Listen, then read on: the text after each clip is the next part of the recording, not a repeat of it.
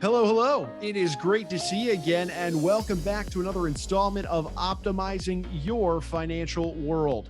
I'm your host and moderator, Ryan Ruff. You know we've got the star of the show, Mr. Mark Wade, president of Echelon Family Office. He's standing by. He'll be with me in just a moment. But look, first and foremost, we want to thank you guys for finding your way back here to the show. As you know, Mark and I, we always tackle a new wealth management related topic. And, in our last few discussions, we've been talking about the family business, a lot of elements that pertain to that. But today we're going to get into the idea of a wealth manager in particular. Today, we're really talking about how good is the wealth manager that you're really working with. That's really what we're getting into the basis of. And the topic is really surrounding this idea of elite wealth managers. What are they? What do they look like? What are the characteristics they possess? And why you should really be seeking out an elite wealth manager. So that being said, let's go ahead and bring Mark on to get today's conversation rolling. Mark, how are you doing today? Good to see you, man. Doing great, Ryan. How about yourself?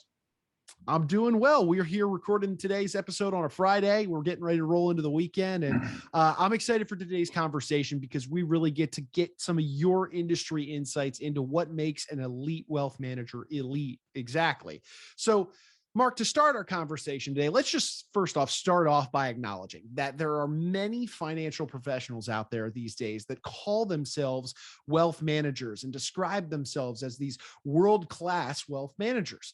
But how are people, the average Joes, these affluent families, the individuals looking to seek out a wealth manager, how are they supposed to, assess whether or not a wealth manager lives up to those claims and what wealth managers don't? How does somebody assess that? Elite wealth managers, yes. Lots of advisors want to put the term wealth manager on their business cards and on their websites simply because, it's kind of an attractive sounding title, right? But you need a lot more than a title and desire to help people to do a great job for your wealth manager clients, right? So, one of the things is how do you find kind of a wealth manager, right? To find an elite wealth manager, you've got to make sure you're working with a wealth manager in the first place to start with. And the first step to understanding what wealth management really is, well, we look at a couple of things, and the two things that we look at that are really the two main components of wealth management are, you might guess, investment management, and that's true. But how about wealth planning? You need to be able to conduct the proper wealth planning along with the investment management. Roger that, Mark. So that it's really twofold. It's this idea of investment management as well as wealth planning that kind of gets tied into what makes this elite wealth manager truly elite. That being said, let's tackle that first one that you mentioned in investment management. What does this look like in terms of a true wealth management approach? So investment management, of course, it addresses preserving and growing your wealth, your liquid investable assets. And that in most cases, those assets can be readily converted into cash. And that's why we call them liquid. That said, you may also have wealth that is illiquid, such as real estate, including the home that you live in, and equity in your business if you are an entrepreneur or a business owner, and then other types of hard assets like artwork if you're a collector, or cars, or firearms, or coins, or stamps, whatever that may be. So this is the aspect of wealth management that most people immediately think about. Advisors, including elite wealth managers, generally, they're going to create and oversee a portfolio of investable assets and offer additional services such as asset allocation, which truly is the balancing of risk and reward by having the investment portfolio in different types of assets, diversified portfolio of assets based upon an individual's goals, their risk tolerance, and the expected need for the money. So when are they going to need the money? And also investment product selection. So in the process in which the wealth manager chooses the investment products, these could be individual investments such as stocks and bonds and mutual funds and ETFs. And some wealth managers will actually use specific money managers for specific clients under certain situations. And then there's rebalancing, right? That's where the wealth manager realigns the investment products in the portfolio to keep it on what we call the efficient frontier, which is being fully compensated for the amount of risk that you're willing to take. So almost all self-identified wealth managers provide the investment management piece in our experience. Right. Investment management obviously playing a big role in all of this, Mark. But you had mentioned at the top, a true elite wealth manager there's more to the equation than just investment management. You're saying it's not just investment management alone that makes you a true wealth manager. There's this wealth planning component to it as well. Talk to me about this part of the equation. Yes, Ryan, absolutely. Providing just the investment management doesn't go far enough. True wealth planning expertise is also required in order to be a wealth manager, and certainly an elite wealth manager. So the wealth planning requires the processing of technical expertise, right? The ability to deliver a diverse range of advanced strategies which go beyond investing. The tools and techniques of wealth planning range from basic to the cutting edge. And the basics include things such as legal strategies and financial products that are readily recognized and generally accepted for most affluent clients, such as trust and partnerships and life insurance. So, Mark, you mentioned something really interesting there that I want to circle back to. You said that, wealth planning, true elite wealth managers possess, that technical experience that goes beyond simply investing. What types of areas do you mean? What are we talking about here? Could you walk us through what those areas look like? Yeah, absolutely. So under the broad umbrella of wealth planning, there's a range of specialties. Okay, no specialties. They often depend on a specific wealth manager and their specific needs for the client. So some of and the most common specialties among wealth managers are these are the ones most people will recognize: income tax planning, which basically it focuses on mitigating the taxes on money earned through working and investing, right? So, for example, in certain situations, it's possible to modify corporate structures, which would result in being taxed at lower rates. So that's one example, income tax. The other is estate planning, and this is enormous, especially for those individuals that are looking to pass their wealth on to their heirs and their loved ones. So, you know, estate planning really involves using legal strategy and financial products to determine the future disposition of current and projected assets. So the assets today and what they're going to grow to in the future, how do we arrange those so that they're most tax efficient and they go to the people that you want them to, under the circumstances you want them to go to, the way you want them to go. So critically, it's important that you have to determine who will own the assets and how will they be owned. And then there are those marital and related relations planning issues, and that usually involves planning for the disruptions in relationships between spouses and their partners. So the intent is to take actions that will protect the family's wealth before these things happen. And then there's business succession planning, which, deals primarily with the tax efficient transitioning of privately held businesses to others, whether they're family members or outside the family. And then here's a real key one that many people just often ignore, but it's so critical nowadays, and that's asset protection planning. That entails employing the right legally accepted strategies and concepts to make sure that a person's wealth is not unjustly taken from him or her. Other issues that could come into play, I can think of two more. So there's charitable planning, and that addresses basically ways to be philanthropic in a most tax efficient manner. And the tax code fosters philanthropy. And you have to think about that. The tax code actually makes it, in some cases, tax profitable to be philanthropically inclined. And this planning takes advantage of that. Charitable tax planning. Life management planning also addresses an array of different concerns from a family wealth perspective, and that's such as when the wealthy structure their wealth to deal with longevity concerns.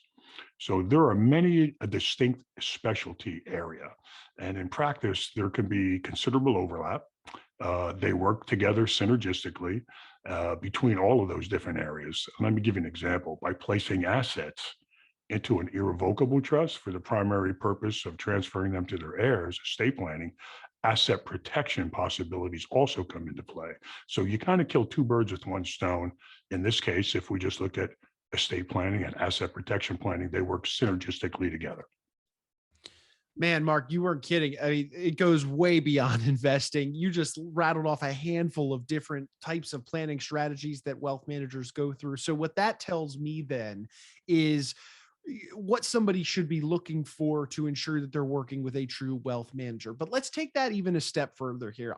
Let's say I'm looking for a wealth manager that is truly at this elite level that we mentioned at the beginning of the show.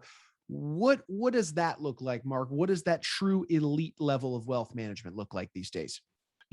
It's exactly what affluent clients, it's what they want and it's what they expect. They want to work with top tier professionals. So as you say, even advisors who are absolutely brilliant in, let's say, two of these areas of wealth management, they may not be automatically an elite wealth manager. And the key difference, the secret sauce, if you will, is that elite wealth managers, they're both technically excellent and able to fully develop a deep understanding about their clients.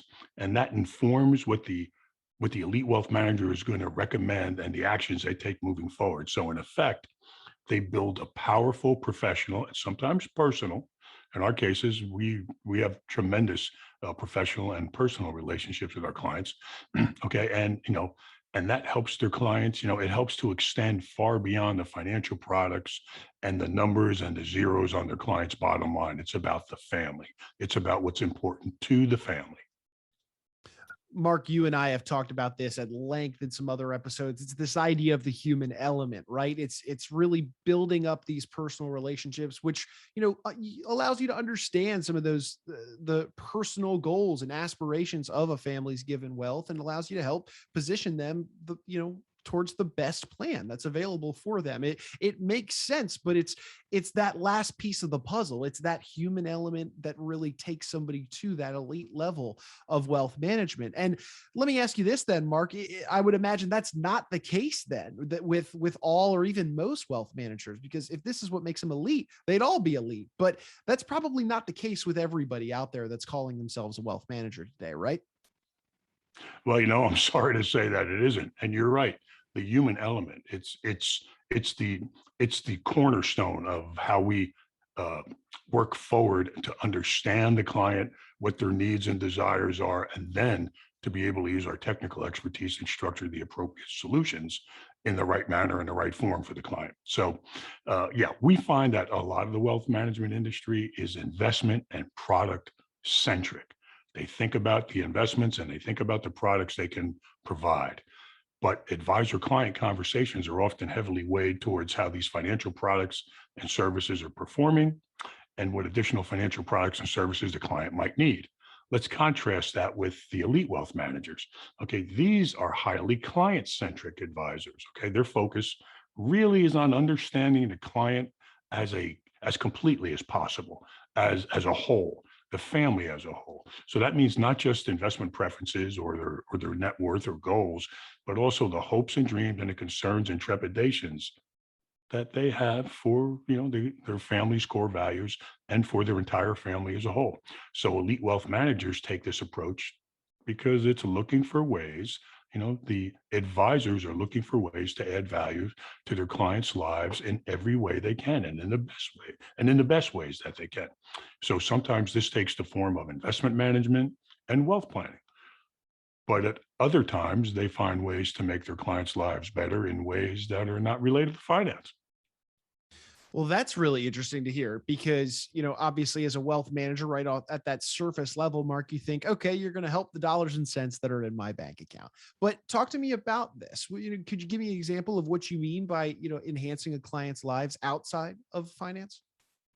Yeah, yeah, certainly. So, it could mean, for example, that the elite wealth manager introduces their clients to a concierge medical practice. And I can tell you among the affluent, there's a steady trend of people seeking high quality, even preferential healthcare. So many concierge medical practices, they fit with these clients, what the affluent families are looking for. And that's because elite wealth managers are highly attuned to their clients. So if they have the human element in place and they're listening to the client's concerns, they can help determine that a service such as a concierge medical practice is warranted and they can make that connection. I love that. I mean, it takes that relationship to an even further level of really bringing value to the relationship. A really important thing to mention there. So thank you for sharing that with us, Mark. And as we bring our conversation to a head today, I think it'd be helpful for our audience and those attending and listening to the episode today, if you could just kind of bottom line this whole process for us one more time. What we've really covered today is this idea that elite wealth management, and truly elite wealth management, is ultimately about getting to know the client better. It's about helping them beyond their finances and also going, like you said, beyond investing. So could you bottom line it for us, one final time before we say our goodbyes? Oh, thanks, Brian. Ryan, yeah, let me see if I can sum this up into a couple sentences or a short paragraph, really. So let's see. The ability to develop those powerful relationships, that human element, to develop those powerful relationships with their clients is what makes an extremely adept wealth management and a manager, an elite wealth manager. Okay. There are both exceptional and technically exceptional and proficient advisors, but the elite wealth manager has a much better and more depth understanding of their clients, and understanding which they're going to use to help boost the value that they deliver to those clients. So because of those special insights that the wealth manager takes to learn and to develop the appropriate solutions for clients, because of those insights, the investment management and wealth planning solutions that the elite wealth manager is going to deliver, they're often way more in sync with their clients. Their clients then obviously often end up with superior results. I can only imagine it. One leads right to the other. So, Mark, I do appreciate you taking some time with us today. And Mark, if anybody's out there listening to our conversation today and they're interested in maybe chatting with you a little further about elite wealth management or any of the various topics that go beyond investing that you mentioned to us earlier today, how would somebody go about getting in touch with you and your team? Great. And thanks, Ryan. So, they could reach us at www.echelonoffice.com. That's ECHELON, the word office.com. They could contact me directly at mwade, that's MWADE, at echelonwealth.com, ECHELON wealth.com, or they could just call into our office. They could reach us at 888-892-9882. Fantastic. Well, Mark, thank you again so much for carving out some time out of your day to walk through this idea of elite wealth planning with us. We appreciate you and looking forward to getting back together with you for the next episode. Thanks, Ryan. Look forward to the next one and have a great day. All righty, you too, Mark. And hey, look, we want to take one final moment, of course, to thank you, our audience, for taking some time out of your day to be with us. If you liked what you saw and you like what you heard today, please feel free to like the show, comment on it, subscribe to it on any platform you're checking us out on. And then, of course, share this information with friends, family, business owners that would benefit from these conversations. Because at the end of the day, we're tapping into Mark's nearly 4 decades worth of experience in wealth management. And we've got a lot of great conversations slated for future episodes that we would hate for you to ultimately miss out on. So for Mr. Mark Wade, I'm Ryan Ruff. We're saying so long today, and we thank you so much for joining us on today's edition of Optimizing Your Financial World.